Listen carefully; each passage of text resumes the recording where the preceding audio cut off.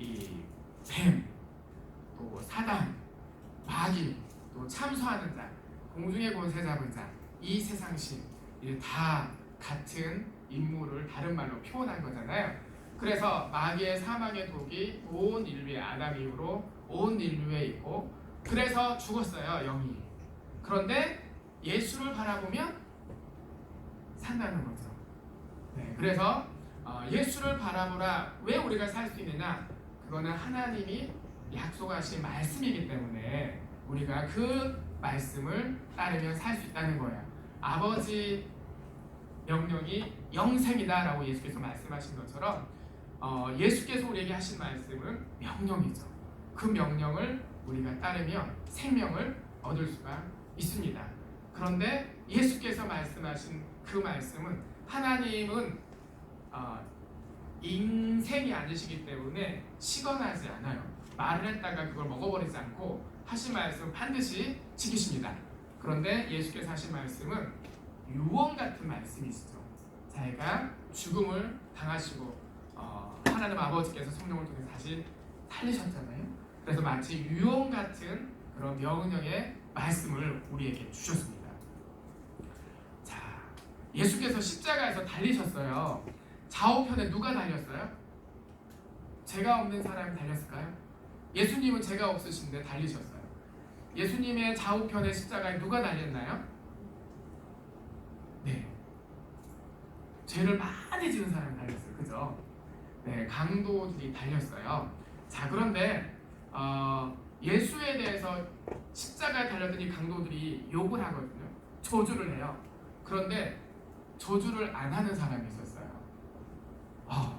우리가 잘못해서 이렇게 십자가 처형을 받는데 예수님은 보니까 하시는 일들이 잘못한 게 없다, 옳은 일만 하셨다.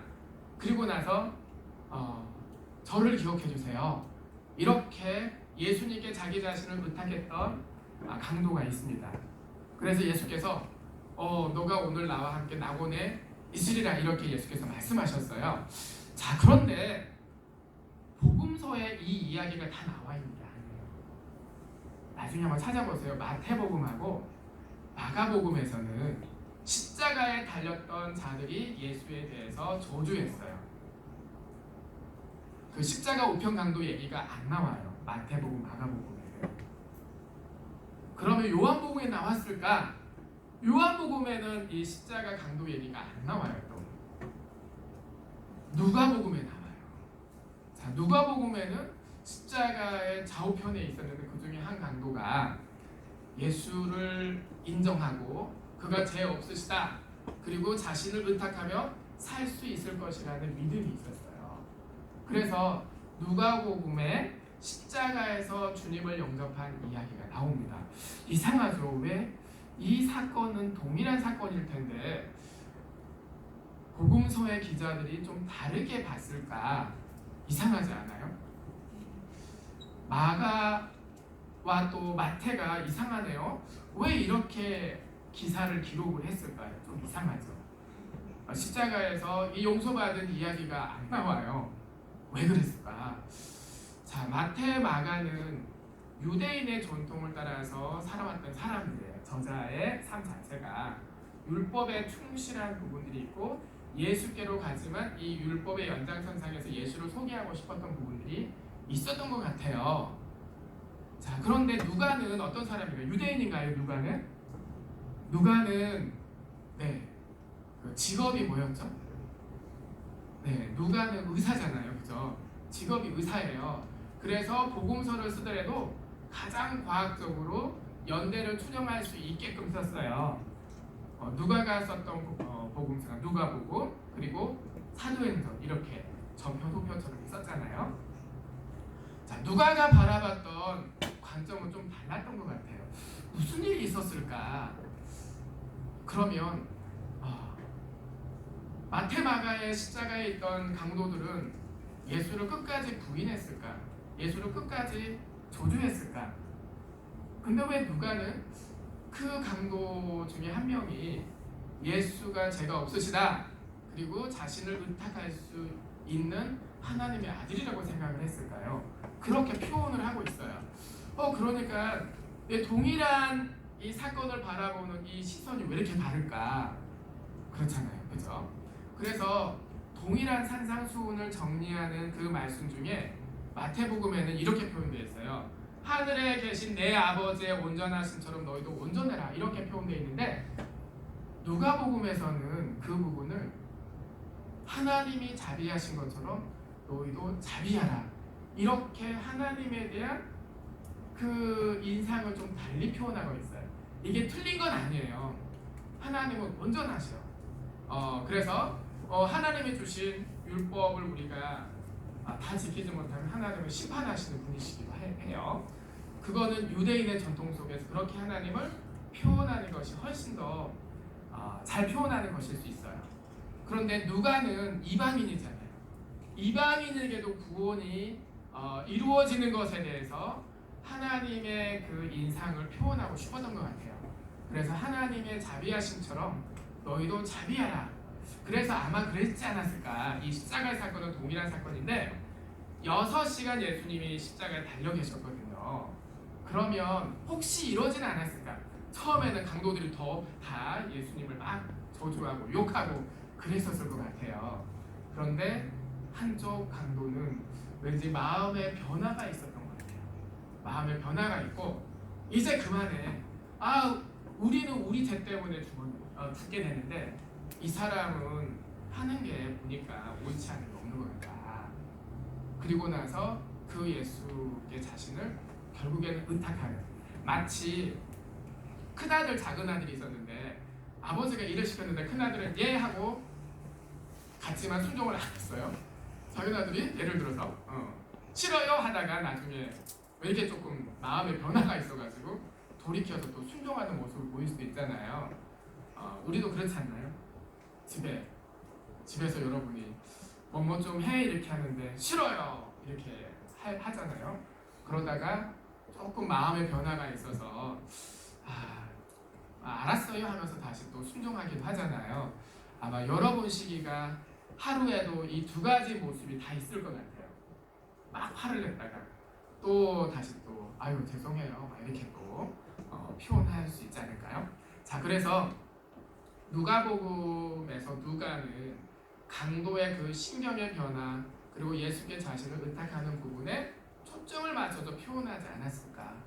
그런데 요한복음에는 이 사건이 안 나와요.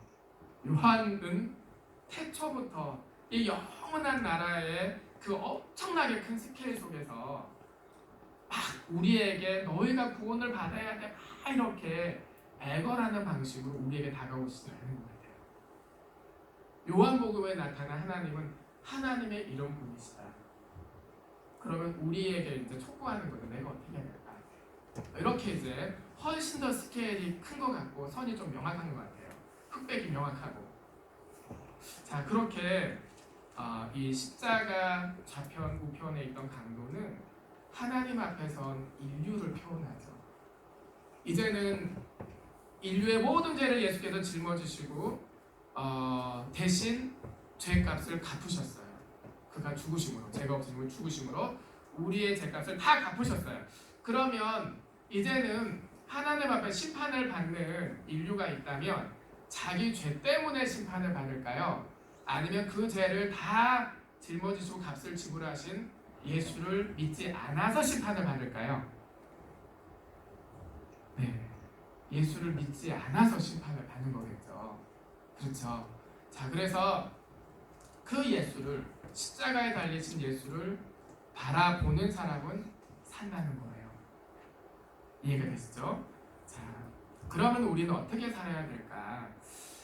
자, 예수께서 십자가를 지고 가시는 동안에 잠깐 예수님의 십자가를 짊어졌던 사람 이야기가 나와요. 구레네 시몬이라는 사람이 의도하지 않게 예수님의 십자가를 지게 됐어요, 중간에. 그런데 이제 우리에게 주어지는 십자가가 있습니다. 지금 조금 얘기하려고 하는 사람 이야기는 12세기 말에서 13세기 초 사람인데요. 그때는 우리가 믿는 이런 신앙의 흐름에 개신교회가 없었던 때예요. 그런데 이제 가톨릭의 성인으로 보통 간주는 되지만 그 사람의 전기를 읽어보면 이 사람이 굉장히 신학 성경대로 살고자 노력했던 사람인데 누구냐면 프란시스 아시시 프란시스라고 얘기하는데, 또는 프란체스코. 이 사람은 거지로 살았어요. 거지처럼 산 게 아니라 거지가 돼서 살았어요. 귀족 자제들도 이 프란체스코 밑으로 왔어요. 작은 형제랑 이제 수도원으로 같이 다 왔는데 자기의 신분을 버리고 왔어요. 근데 거지로 사는 거예요. 그런 사람들이 꽤 많았어요. 그런데 하루는 귀족 출신의 이제 제자가 있었는데 그냥 고상한 거를 너무 좋아해요. 성경 보고 기도하는 것만 해요.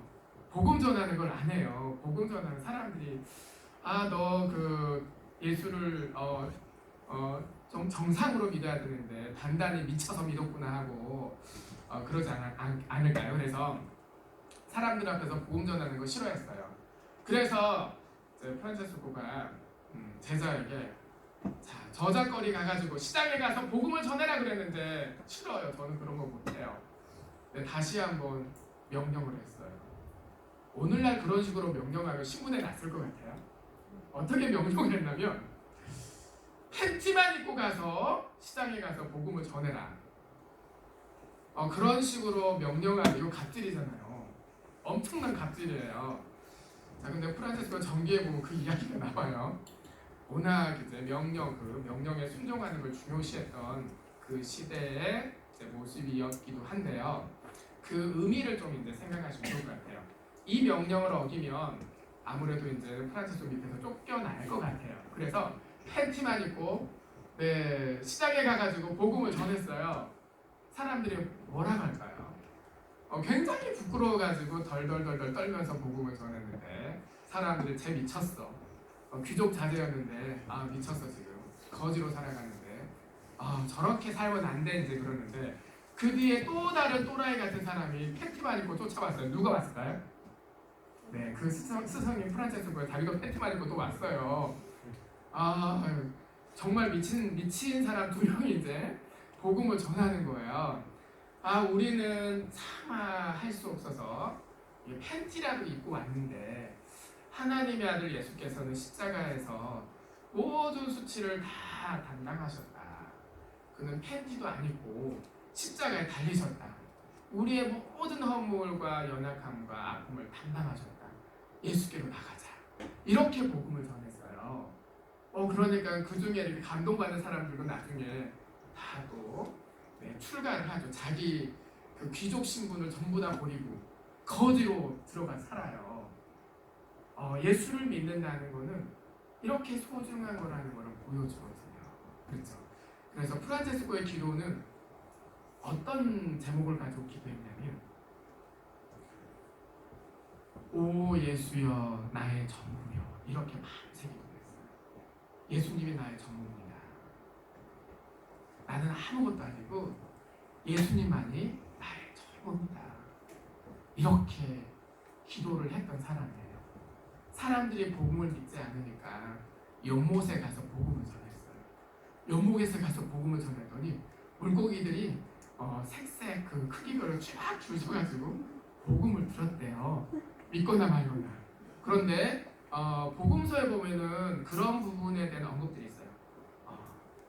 예수님이 이제 예루살렘 입성할 때 막 뭐 이렇게 왕이 오셨다 호산나 다윗산 하면서 막 이렇게 환호했잖아요. 그거 못하게 하니까 돌들이 이제 소리 질 거다 이렇게 하시잖아요. 그렇죠? 자, 그래서 하나님을 정말 사랑했던 사람의 이야기가 나오는데 정말 십자가에 달려셨던 예수님이 어떤 분이신가를 정말 온몸으로 증거하면서 살았던 사람들의 이야기가 있습니다. 그래서 창세기부터 이제 십자가에 달리신 예수에 대해서 증거하는 여러 가지 사건들이 있습니다. 그 십자가는 저주의 상징이죠. 예수께서 그 십자가에 달리셨어요. 그러니까 지극히 높으신 하나님 아버지 함께 계셨던 예수께서 이 땅에 오셨어요. 엄청 낮아지셨죠. 근데 십자가에 달리셨다는 것은 인간 중에 가장 저주받은 모습으로 자신을 낮추신 거예요. 그러니까 누구라도 예수께로 가서 위로받을 수가 있어요. 내가 이렇게 힘들어하는 거 나만의 어려움이 아니고 예수께서 다 담당하셨다. 우리와 한결같이 시험을 당하셨는데 그는 죄가 없으시다. 그러니까 우리를 채울하시는 분이시다. 이 채울이라는 것은 온몸으로 내가 겪는 어려움과 아픔을 함께 담당하셨다라는 말이에요. 그래서 예수께로 내가 가면 된다. 십자가에 달리셨던 그 예수께 나를 의탁하면 된다. 그리고 이제는 내가 그 십자가를 지신 예수, 그래서 우리의 모든 죄를 담당하신 주님, 십자가가 사람의 눈에 보기에는 정말 저주스러운 것이고 또 능력이 없는 것처럼 보이고 지혜 없는 것처럼 보이지만 하나님의 능력이고 하나님의 지혜이기 때문에 우리가 그 십자가에 달리신 예수를 증거하지 않을 수 없다라고 바울이 고백을 합니다. 우리가 앞으로 어떻게 살아가야 될지 우리가 고민을 했으면 좋겠습니다. 고민할 시간이 되게 많잖아요. 학교에 잘 안 가기도 하고 내가 혼자 있을 수 있는 시간이 엄청 많잖아요. 게임할 수 있는 시간이 엄청 많죠. 저희 집에 보니까 게임은 누가 엄청 많이 해요. 너무나 게임을 많이 해서 이게 게이머가 될 것도 아닌데 게임을 너무 많이 해요. 근데 하나만 그런 게 아니라 여럿이 그래요. 그래서 화를 많이 내지는 않고 주님을 정말 깊이 만났으면 좋겠다 그런 생각을 합니다. 이게 큰 과제고 부모님이 목사님이라고 자식이 믿음이 좋을까요? 아니에요. 부모님이 안수 집사님이라고 자녀가 믿음이 있을까요? 아니에요. 이거는 각각 자신이 믿음을 가져야 됩니다. 내가 예수님을 만나야 되고 내가 예수님의 그 은혜와 사랑을 알아야 되고 그리고 그 예수님을 내가 어떻게 표현할까? 내가 어떤 모습으로 예수님을 표현할 수 있을까? 그것은 여러분이 나중에 여러분에게 주어진 달란트가 있어요. 그 재능들을 잘 살려서 이 세상에서 주님이 원하시는 그 일들을 해나가시되 그러한 모습 속에서 내가 믿은, 내가 만난 예수님을 나타낼 수 있으면 좋겠습니다. 그래야 이 수제비, 물수제비가 예수님께로 초점을 맞춰서 표현되고 그 예수님이 나에게 어떤 모습으로 일하시고 그 사랑을 베풀어 주셨는지 나를 통해서 하나님이 하시는 일들이 많이 있었으면 좋겠습니다. 이 시간 같이 기도하시겠습니다. 기도하실 때에 십자가에 달리신 예수를 내가 바라봅니다. 나를 의탁합니다.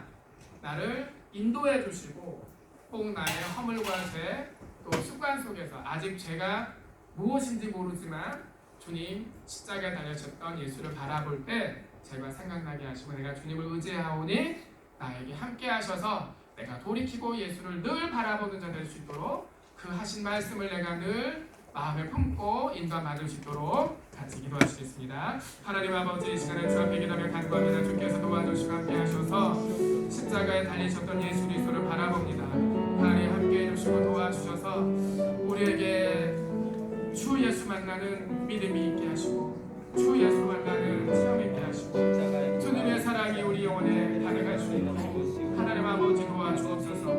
부모님의 손길에 이끌려 또 부모님의 요구에 자리에 나오기도 하고 또 예배를 드리지만 이제 우리가 주님을 만나서 주님의 그 사랑이 커서 주님의 놀라운 은혜와 사랑 가운데 내 안에 참 소망이 생겨서 그렇게 예수를 믿는 믿음이 있도록 하나님 도와주시고 인도하시고 함께 주시옵소서. 우리 주님 일하시고 역사하셔서 예수 믿는 믿음 안에 있게 하여 주시고 우리를 이끌어주시고 인도하셔서 내가 만난 예수님 나에게 내보신 하나님의 사랑과 은혜가 커서 예수 그리스도 나타나는 자 될 수 있도록 하나님 아버지 도와주시고 함께 해주시옵소서. 주께서 우리 가운데 일하시고 역사해 주시옵소서. 예수 이름으로 기도합니다. 우리 같이 찬양 드리겠습니다. 오직 주의 사랑이며